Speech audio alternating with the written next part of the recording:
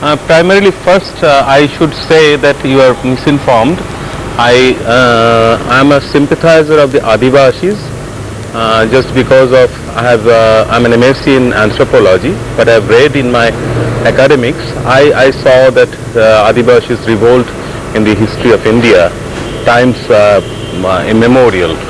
1931-32 Munda revolt.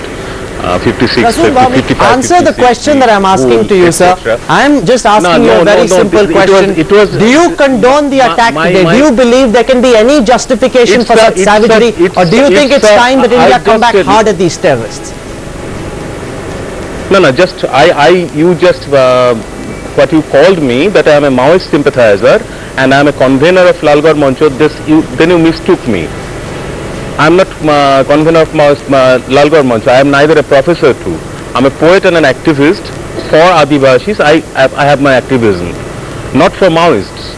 And I think today is a very, very unfortunate day for democratic India. But at the same time, I don't have any answer who is responsible for this.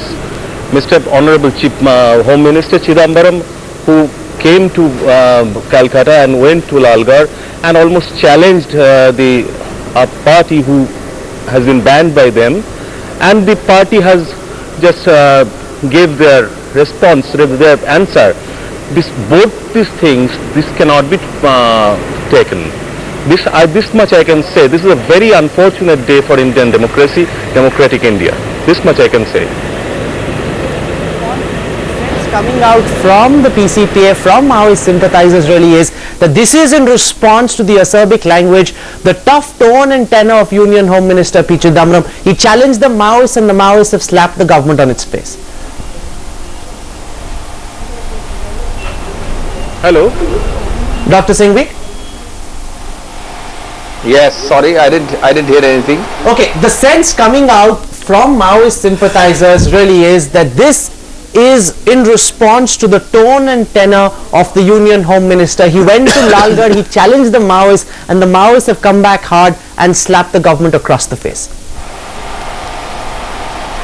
Not at all, Rahul. I think you got the whole equation horribly wrong in the way the other protagonists have put it. I want to start by asking a simple question. Do the previous two speakers unconditionally, comprehensively condemn what happened today and those who did it? It's a yes and no answer which the nation wants. If they don't give a yes and no answer but give a equivocal, nuanced answer, you know the answer to your question, why India cannot easily fight such people, because we speak in divided voices. Number two, you have to look at the cause and effect. The stringent action being taken in joint actions by Odisha, Chhattisgarh, West Bengal, parts of Bihar, Jharkhand against Maoists under central government coordination, but ultimately by each state, is a reaction. We didn't go out there and create a situation. When we were sitting back relatively more mildly, were these killings going on or not? You tell me, how on earth can any government worth its salt and worth its name allow, justify, recognize or watch Maoists not only killing dastardly, behind the back, sabotage and ambushing CRPF personnel, but women, children, simply putting a bomb as you are walking? Okay. The state has to give a response. Okay. And number three, the CRP, there is no strike, there is no slap in the face, nothing. This is nothing but creating a trap into which a CRPF has walked in. Well, I'm going to come to that question. The CRPF is not like an ill-equipped, badly armed state police force. They're crack commandos. Abhishek Manu Singhvi, the question that you've raised, I want to put that question to Prasoon Bhaumik. Sir, in yes and no, the question that Abhishek Manu Singhvi and all of India wants to know from you, sir, is very simple. Do you, without any qualifications, condemn today's attack? Do you condemn the people who are responsible for the death of these 75 people, or will you give an ambivalent answer to this question, sir? No, was it mistaken that I am not condemning this? I am condemning this. This is the unfortunate thing for democratic India. I categorically told this. And I am not a Maoist sympathizer. I am not a PCPA sympathizer. PCPA sympathizer might be. PCPA sympathizer, PCPA is a different thing. They are association of tribals. I am for the tribals because the state and all the corporates, they are in a way to oust them from their homelands and for the purpose of mining probably. Okay, Shoma Chaudhary also wants to comment on this. Go on, Shoma. Rahul, you know, I really have to assert this, and I've said this again and again on this program, that we really have to step out of this childish desire for black and white situations. Do you want a condemnation of this event? Absolutely, outright, Mr. Singhvi. This is a terrible event. You know, the Maoists have done something heinous, but it is an act of war. We are caught in a terrible dialectic. Will Mr. Singhvi and Mr. Chidambaram then, you know, it's a constant tic-tac which I think both the Maoists and the state benefit from. The point, I think, that as mature leaders, when will you show a unilateral act of leadership? You, your own government, your planning commission reports, Mr. Manmohan Singh himself have repeatedly said that there are causations for this. History, when, you know, Mr. Singhvi is talking about cause and effect does not stop at, you know, the Jawans that the Maoists have killed. Cause and effect goes back 60 years to the birth of the nation. It goes back even beyond that to the British Raj. It goes back beyond that to the Mughal era. We are talking about the poorest people. We are talking about what America did to its Native Americans. We are talking about what Australia did to its Aborigines. We are talking about colonizing our own people. So the cause and effect goes back way beyond. Finally, I really want to say that we have to step out of this. Yes, you've got our condemnation. What does that achieve? What do you achieve by asking civil society constantly to condemn the Maoists? It is there for the taking. In the same breath, I will condemn the excesses of the state. No, and this is what I told Mr. Chidambaram today. You know, he caught me in the same dialectic. I called him today and I said, Mr. Chidambaram, are you ready to now think what is the next step? You have been assuring the nation for a year now, more than a year now, that you're winning this battle. But the Rajdhani has been hijacked. You know, Jawans are being killed, Cobra commandos have been killed, and let's not forget that the media today is rushing down to Dantewada, but it is only a very few media outfits, perhaps like Tehelka and a few others, that have been consistently going to Koraput, where 100. But Shoma, the fact of the matter, Shoma, is even as this attack was taking place in Jantar Mantar, there were activists who came out and said that Operation Green Hand must stop. And Abhishek Manu Singhvi makes a strong point because he says, till the time there is unanimity, till the time India as one says that what is happening is not correct and we will not allow this to happen, this battle cannot be won. Chandan Mitra, I want your comments on this. The activists really saying, why is it that we're looking for black and white answers? The situation is very grey and that's what must be looked at. How do you respond to that? No, I think there is no grey element in this. It is absolutely black and white, and I am one with Dr. Abhishek Manu Singhvi. The nation is demanding from every Indian, true to his salt, an unequivocal condemnation of the kind of heinous and barbaric activities of the Maoists who have been going around marauding people, have been brutalizing the tribals, have been throwing innocent children into kind of burning huts, who have been destroying schools, who have been destroying roads, who have been cutting down mobile towers, and who are preventing any kind of development activity, and whatever has happened, even destroying all of that, holding tribals captive, and have created a serious situation in the heart of India. And there is no other answer possible except accepting the gauntlet thrown down by them. The Maoists have declared war on India, and it will be a very cowardly India if it starts kind of, shivering and saying, all right, we are ready to talk to you, please come. We are willing to give you full control of all the territories that you control. No, I'm sorry, that is not possible. There's only one answer. There has to be a bullet for bullet policy. Until the scourge of Maoism is not eliminated, I'm afraid that the tribal population of India will never be safe. There will never be development. This is a national mission, and we must all join hands together. The government and the opposition must work together to make this a success. A bullet for bullet, is that the best way of dealing with this problem? The Naxals, Chandan Mitra says, have thrown down the gauntlet. India will respond how? Should India now launch an all-out offensive against the Naxals? That's the second center stage face-off question for tonight. Prakash Singh, former DG of the BSF, I want you to respond to this, sir. Is it time now, given the challenge thrown by the Naxals for India, now that everybody is condemning this attack and accepting these people as terrorists, which is what they are, to stand up and say, we will fight back? Bullet for bullet is what Chandan Mitra is asking. See, I am very clear about one thing. There cannot be a state within a state. There cannot be a parallel army alongside the regular army. There cannot be. And if there is one, it has to be neutralized, it has to be disarmed. So whatever action the government has embarked upon, the women call it Operation Green Hunt. In fact, Mr. Chidambaram says it's a creation of the media. We'll call it by whatever name you like. The operation that the government have embarked upon, it's a legitimate operation and it has to be pursued to its logical conclusion. And at this stage, I think time has come for us to go into the operational achievements and failures. Do a stock taking. Whatever we have achieved, whether that is enough, is that as per our expectations. Whatever failures have happened, as happened in the Datewada incident, why did these incidents happen? I'm coming to the failures in just a bit. Those are important. We're going to discuss those as well.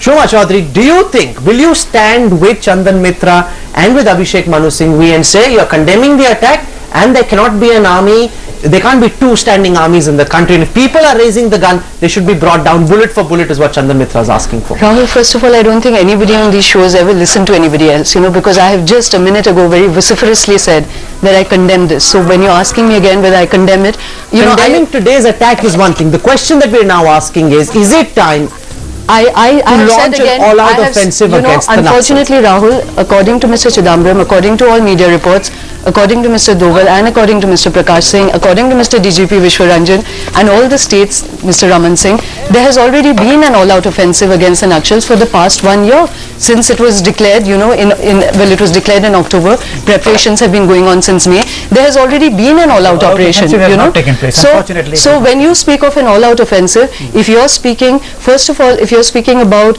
launching an all-out war against your own people in the heart of your own country, I think, and you can name me whatever you want, I think this will not just be a black day for Indian democracy. I think we will be undermining Indian democracy and this nation will fall apart. There will be a civil war. But the other thing, and I think the more important point, Rahul, is that if we, sitting in these TV shows, sitting in the Indian, urban metros, do not change the vocabulary of this conflict and the vocabulary of this debate, many helpless people will die. Okay, whether they are Naxals or whether they are Jawans or whether they are several tribals. intellectuals still feel that launching an all-out offensive at this time will be disastrous for the nation. It might lead to a civil war and the nation will be torn apart. That's what Shoma Chaudhary says. She travels extensively through places like Dantewada. How is it that you will take this forward given the stiff intellectual opposition that continues? Rahul, firstly, in the last 20 minutes, you've given me all of 90 seconds. I wish you'd just at least listen to me and not cut me in mid-sentence. The two things which stand out in my journalist friends' remarks are, one, yes, for the sake of the record, symbolically, yes, I condemn, but I don't really mean it. Second, that if you are talking of excesses of if I condemn the excesses of the Naxalites, in the same breath, I heard her saying, in the same breath, we also condemn the excesses of the state. Now, I think there is absolutely no comparison. This is precisely what sends the wrong signal. Remember, there has been a very, very positive, rehabilitative, integrative policy for Naxalites. Every state has employment programs for them, for getting them into the mainstream, for laying down arms, indeed for paying for returning a rifle. There are specific employment programs. There are specific integration programs. They are told only one thing: stop violence and we'll do everything. Now, if people in response to that offer say, we will not stop violence, we will have ambushes, not meet you upfront one-to-one, but we will trick you into killing 70, 80, 90 Jawans, but equally more than Jawans, kids and children and women, I don't understand this reaction that there are state excesses. What can the state do? The state cannot say, look, I will sit in the middle of the road and ask you to shoot me. The state is saying, on the one hand, we are going to do economic development. Remember, we have specific Naxal area programs for those villages. The Naxals don't answer the question that in the event you join the Naxals, you don't get development, you get isolation, plus you have violence. At least with the state, you have no violence and you have some development. That equation remains a plus-plus. So where is this whole thing about comparing us to the Aborigines treatment in Australia or to the historical wrongs? If we start going into the investigation of historical wrongs, we are never ever going to get to stage 2. Nobody is suggesting that the state is going to use only violence. The state is saying, leave violence and we will give you a complete rehabilitative package. But who is saying no? The Naxalites are saying no. Who is killing? The Naxalites are killing. So how can you equate the good guys and the bad guys? And if you equate them, you send an extremely wrong message to the country. You know, Rahul and Mr. Singhvi, I have 2-3 points to make over here. You know, when you're talking about historical wrongs, it is Mr. Singhvi who is talking about cause and effect, and there is cause and effect. You know, things don't just happen sui generis. I know almost every conflict we're speaking. I could give you the background of how we have reached to a particular conflagratory point, you know, but we don't have time for that in the TV studio. Whether it's Lalgarh, whether it's the PCPA, whether it's Koraput, whether it's Narayanpatna, you ask me the genesis of any of that and I can give that to you, you know.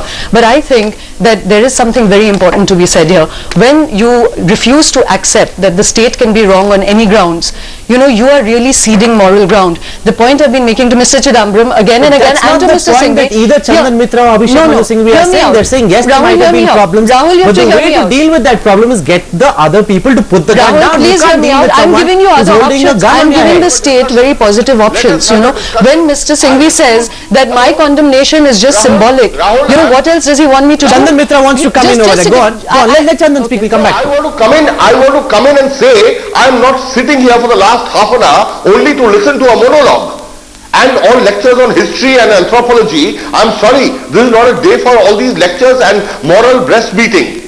And you talked about a stiff intellectual challenge. What stiff intellectual challenge? A handful of rabble rousers and, you know, professional agitators, just because they get showtime on TV and outside the courts, that does not make it a stiff intellectual challenge. I don't believe there is any intellectual challenge. I think every Indian worth his salt, as I said, is one on this. We are not going to allow this country to be dismembered by subversive violence against our own people, and in the process, if the ringleaders who have misled and misguided large number of tribals and other people and a certain small number of intellectuals, I am afraid there is perhaps no other way except to eliminate them. You have to eliminate some people in order to restore larger peace, and there can really be no intellectual debate on this issue. Can I speak? You know, Rahul, I just want to say one bit. This is not fair. Okay, I just want to say something very simple, which is that, you know, if a debate devolves into name calling, you know, if Mr. Chandan Mitra is only response and only defense to things that I'm saying is to name call, that's a very sad situation, because what I was going to say is that there are some positive options that one is talking to you about, you know, and that one is offering the state, which is that let's step out of this dialectic between the Maoists and the state, because really they are not the only players here. You know, there are lots of civil society groups, there are lots of tribal movements, there are a lot of people movements that are trying to bring the same issues onto the table with the government. Why will the government, and this is a point I've made to Mr. Chidambaram, and actually frankly the Congress party is deeply divided on this. We are calling the wrong people onto the TV shows. I could give you a list of very powerful ministers who don't feel the same way about this Operation Green Hunt, you know, but there are positive options to this, primarily of speaking about mining, industrialization, forest rights, all these Abhishek Manu Singhvi and Chandan Mitra are saying those are things we are prepared to speak about, but not with people who are holding guns against us. And this operation is directed against those people. Have you seen the government invite any people's movement onto the table to discuss these issues? You know, Mr. Chandan Mitra, let me tell you, in Sohanbhadra, let me give you just one very small example. Right now in Gujarat, there is a movement with tribals organizing themselves against takeover of land. They have been branded Maoists. Any group that organizes itself into a resistance force, there are two responses to it. You know, either the government does not respond to them until they pick up the gun, and if they do become solidified, then they're deemed Maoists. Okay, Chandan Mitra and Abhishek Manu Singhvi both want to respond to this. I also want to come to Prakash Singh. Chandan Mitra, to you first. No, I just have one thing to say. We are sitting and wasting our time listening to this monologue. We are not interested in what one journalist told Mr. Chidambaram or what Mr. Chidambaram told her. That is not the purpose of this discussion. Can we please proceed with the discussion now? Sure. What is it? What are the points you'd like to make, Mr. Mitra? No, I don't have any. I've listened to. I'm only asking the anchor to kindly perform his role and move this discussion forward. I'm requesting Rahul. I'm not telling you anything. Okay, Chandan Mitra, I want you to respond to this at this critical juncture, sir. The question and concern that everybody has is, if an all-out offensive were to be waged, will that help bring down the Naxal movement, or will it worsen the situation on the ground? How do you respond to that? Because a very real sense and a fear which several people in the Congress party have as well, and several ministers have, is that will this worsen the situation? Is an all-out offensive the solution to the current problem? Respond to that, sir. This is a very good point you have raised, Rahul, and let me answer it in two parts. You see, there are two things here. First, there is a political decision that needs to be taken about launching an all-out offensive. And the second part is the operational implementation of that political decision. Now, as Mr. Prakash Singh was saying, and there is an operational part of it, and there may have been some mistakes. And in every counter-insurgency operation, and we have seen many, whether it's in the northeast, whether in Punjab, whether in Jammu and Kashmir, there are different yardsticks that have to be applied, different tactics have to be applied, and in this also I think it will have to evolve into a fairly unique operational strategy. Maybe we have gone wrong here and there on that, but that has to be rectified. But what there cannot be any compromise on is the political decision for an all-out offensive. And in that process, yes, casualties may happen, but already we have delayed matters very long. Andhra Pradesh has been very successful through its greyhound operations in curbing and completely eliminating the Maoist scourge. And now I think it is Chhattisgarh is training its own commandos. They have tried a lot of measures, and barring a few setbacks like what has happened, I think there has been movement forward. The Maoists have been cornered, and that's why their brutality is increasing. That is why they have lost all sense of proportion, and except for their overground supporters in television studios and courts, they really are losing ground and support. And that's why the government has to keep on track, and it has to be an all-out offensive, because we cannot delay this war any further. You're saying we cannot delay this war any further. The question that I want to put to all our panelists now is, do we have the forces who are prepared for this war? I've got a comment coming in from Brigadier B.K. Pawar. He's the director of the Counter-Terrorism and Jungle Warfare School. He says today, I have always stressed that policemen should never ride in vehicles on jungle roads and should always carry demining squads and sniffer dogs trained in detecting improvised explosive devices while going on operations. A senior official says, it seems these Jawans were desperate to kiss death. It hurts the entire police force when troopers get killed in such a foolish manner. I cannot understand why they completely ignored jungle warfare guidelines. KPS Gill and Prakash Singh are with us. The fact is, these, Mr. Gill, are trained CRPF Jawans. This is not a badly equipped, ill-armed state police force. These are crack commandos being sent for this job. Do you think that Union Minister P. Chidambaram has sent an unprepared force into this operation, and now they're being caught unguarded? No, I don't think that the force is untrained. They have been operating in this area. It's only that what was the purpose of this 4-day-long patrol which went out, and as you read Brigadier Pawar's statement, it's inconceivable that the relieving force was traveling in these so-called anti-mine vehicles. I do not know why they have been bought and supplied to the CRPF and to the other forces. They are a death trap, and they should never be used. Okay. Mr. Singh?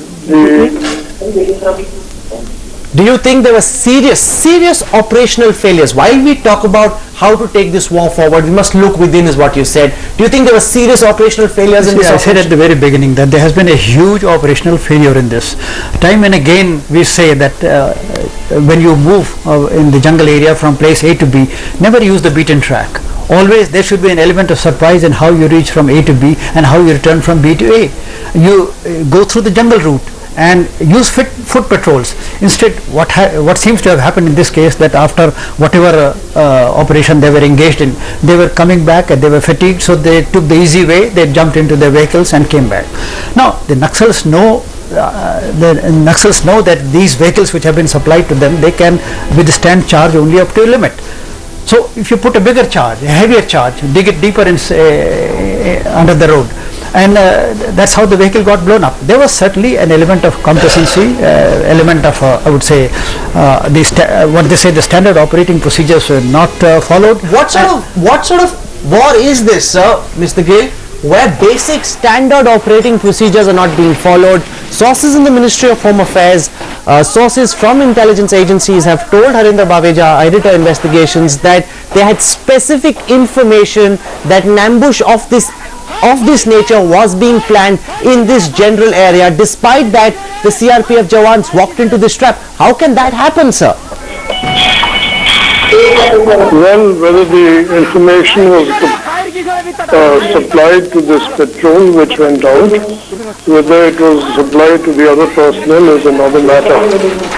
There seems to have been some sort of lacuna in the whole operation, but barring that, the important thing to note is that I have had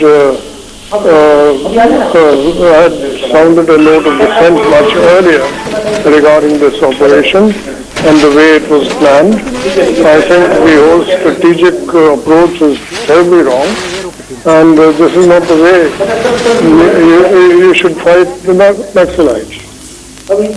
Okay. Mr. Singh? See, one problem with the CRP has been, to the extent I know, there has been enormous expansion in the strength of the CRPF. New battalions have been raised. Now, several of these units which have come up, I mean, there is no dearth of volunteers, recruits, they would join.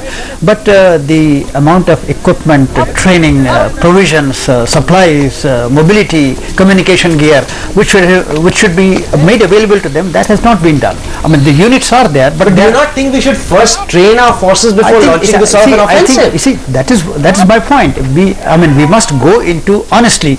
I mean, what was the level of preparedness of this particular unit? Was it put through any pre-induction training? You see, any unit moving into these areas, it is a standard practice. Let me then put this question to both Abhishek Manu Singhvi and Chandan Mitra, who are talking so passionately about taking this response further, launching an all-out offensive. Abhishek Manu Singhvi, it doesn't seem we have the forces ready to do this. This is not, once again I say, a state police force. These are your crack CRPF commandos deployed directly in Dantewada for this purpose. They've literally walked into a Naxal trap. Do you feel that they're not adequately trained and prepared to take on the Naxals in guerrilla warfare? Look, Rahul, to a large extent we are all speculating. This last part of the discussion has to await an inquiry, which is going to be done, I am sure, at the operational level. There is no doubt they walked into a trap, but to say they were unprepared or there was just a very serious error of judgment, one cannot say. In fact, and I am not an expert on this, I am not technically competent. I remember a person as little technically competent on the subject as me remembers that there is a specific circular issued only recently that you are not supposed to go in these vehicles straight away. There has to be an advance foot party. There has to be units moving on foot first, clearing the area or knowing about the thing. So obviously there has been an operational failure. But the point is not that, and I'm sure this will be rectified. After all, these poor chaps have paid for it for any failure like this with their lives. Nobody can say that they did it intentionally. I can't talk about preparedness or lack of it because that's something which an inquiry alone can tell. But the larger issue is more important. The larger issue is the state has to give a very strong, unequivocal, firm, befitting reply, coupled with a continuous policy of compassion, of rehabilitation, of economic support. This is very important. Nobody has answered. All this intellectual discussion, all this criticism of state action, all this approach towards all the NGO approach, etc. doesn't answer. There are specific schemes in each state. In Chhattisgarh I know. In Jharkhand I know the details of the scheme. In Andhra Pradesh, that you give one rifle and you get so many money. You get so much of land for rehabilitation. You get so much of employment. This is the way you will come back into the mainstream. You may even have a large amount of trade-offs and penalties and imprisonment and punishment. What more can we do? But for all that, you have to accept one condition.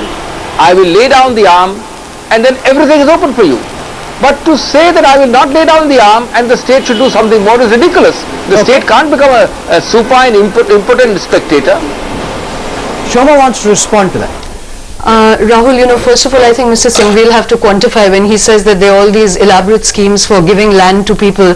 I'd like him to answer the fact that today there are more than 20 million people not rehabilitated, refugees of displacement, of development projects, where governments don't have land to give them. How come the government suddenly has land to give insurgents who are giving up their arms? And all my journalistic movement around the country, I haven't found any schemes that are available for rehabilitating tribals, So that's one thing. He needs to quantify that. He needs to give actual numbers and actual names of people. He should provide all of that, Secondly, the point I'm making is that I think somebody here needs to make a leap of faith, If it is not going to be the Indian state, which they really should. But you can't make a leap of faith, Shoma. Just 1 second. You can't make a leap of faith with somebody who's got an LNG and an opening fire at you. What sort of leap of faith is that? I'm saying that I have in fact been challenging the Maoists and people who can speak to the Central Committee, that why do they not call Mr. Chidambaram, if I'm cynical, I'll say it's his bluff.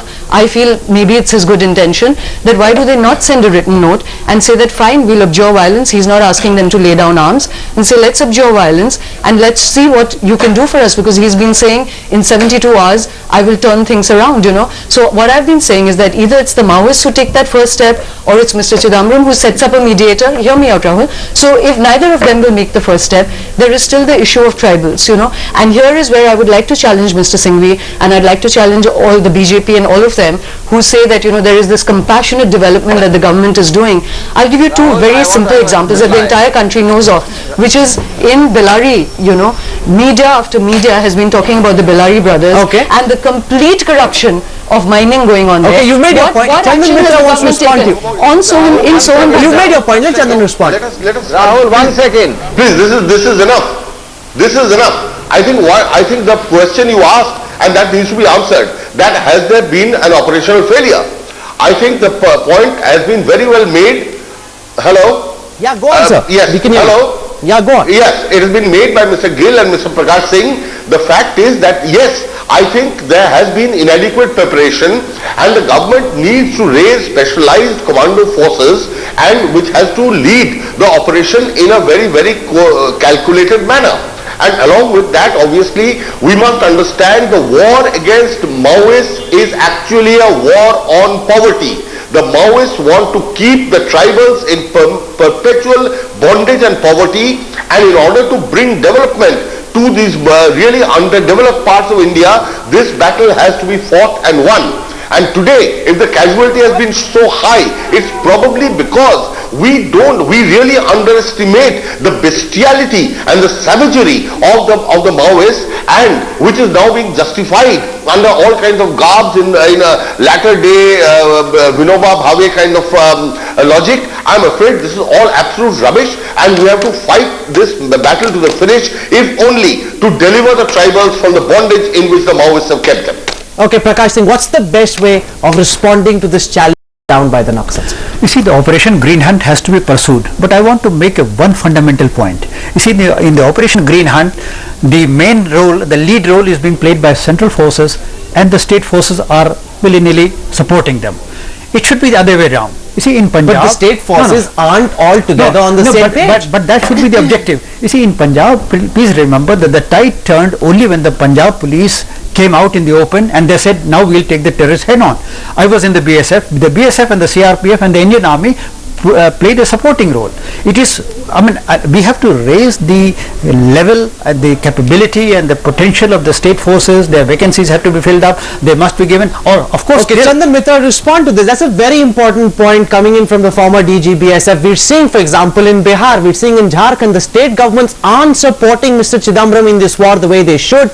Some of these governments are being run by you as an alliance partner. Till the time you're saying India should stand up as one, but it's politicians, it's also BJP's allies which aren't supporting this battle in its entirety. How then can India win this war? That is not correct, Rahul. There were some reservations which were expressed by our ally, Mr. Shibu Soren as Chief Minister of Jharkhand. Mr. Nitish Kumar in Bihar also said that, have the operation by all means, but don't paint all tribals as Maoists. In fact, that is true. You cannot paint all tribals as Maoists. Only a small fraction of them have been kind of wooed by the Maoists. And Mr. Prakash Singh's point is entirely taken. You know, as a journalist, when I covered the entire Punjab insurgency when Mr. KPS Gill was leading the Punjab police, and he's entirely right. It's only when under Mr. KPS Gill's leadership, the Punjab police was trained into a fighting force. Only then did the tide turn. Now the same thing is being done in Chhattisgarh. Mr. Vishwaranjan, the DGP, has been working relentlessly to bring up a commando force. You know, these things take time. You can't suddenly pick up a tribal youth from a village and make him a trained commando in 7 days' time. But we have been caught unprepared, and therefore we have to fight, we have to plan it out meticulously. But let me assure you on this program very categorically that there is no Congress, no BJP, no any other respectable political party, I can say, which is not totally with the government in its resolve to crush this Maoist menace that is upon us in this country. We are all standing together and everybody will work together. I can only appeal to the centre to involve the states more closely, take care of their needs, and this battle has to be won by all of us standing together. That's a very important point you're making, and it's good that it's coming from the political opposition, and let that be the last word on the show this evening. The fact is, till the time India stands as one, intellectuals, politicians, common people, and condemn these terrorists for what they really are, take them on, head on, this battle will not be won. Rehabilitation is important, welfare is important, but there cannot be a leap of faith with somebody who's firing an LMG at you. For the moment, Chandan Mitra, Abhishek Manu Singhvi, Prakash Singh, Shoma Chaudhary, KPS Gill, thank you very much for being my guests on Center Stage this evening. Let's just hope the unity that we want, the unison that we seek comes through, and India can take on and vanquish these terrorists. That's all I have time for on Center Stage this evening. Up next is the Action Station, where